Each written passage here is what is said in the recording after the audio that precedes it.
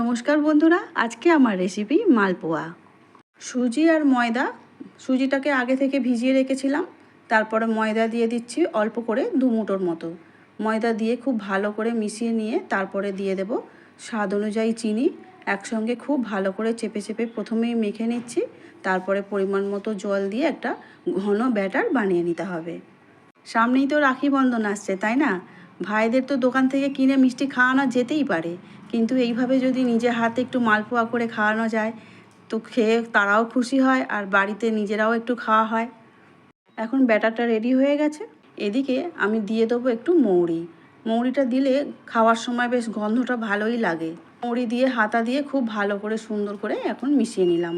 এবার কড়া বসিয়ে দিয়েছি, কড়ায় বেশ খানিকটা সর্ষের তেল দিয়ে দিয়েছি। আর প্রথমেই একটু দেখে নেবো অল্প একটু ব্যাটার দিয়ে ফুলে ওঠে কিনা। দেখতেই পাচ্ছ খুব সুন্দর ফুলে উঠেছে। তাহলে এবারে ছাড়া যেতেই পারে তেলের মধ্যে।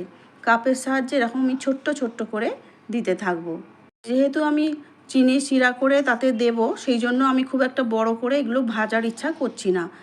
চাইলে তোমরা এগুলো বড় বড় করে ভাজতেই পারো।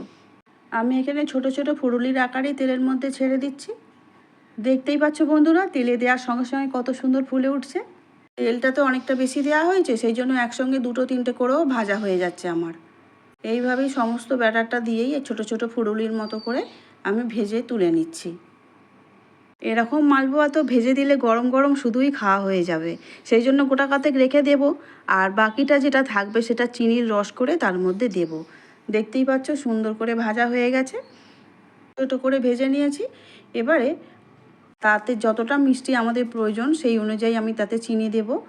আর গ্যাসের মধ্যে বসিয়ে দিয়েছি, একটা ছোট এলাচের মুখ ফাটিয়ে দিয়ে দিয়েছি।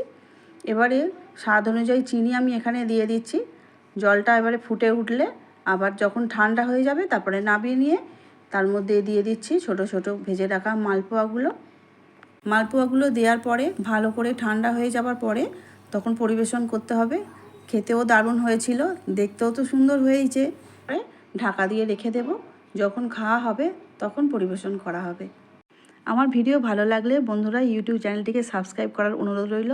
আর ফেসবুক পেজ থেকে যে বন্ধুরা দেখছো পেজটিকে ফলো করে দেওয়ার অনুরোধ রইল। দেখা হচ্ছে পরের ভিডিও নিয়ে। তোমরা ভালো থেকো, সুস্থ থেকো। আমার এই ছোট্ট চ্যানেলটার জন্য যেভাবে তোমরা আমার পাশে আছো সেইভাবেই পাশে থেকো। পুরো ভিডিওটা দেখার জন্য অসংখ্য ধন্যবাদ।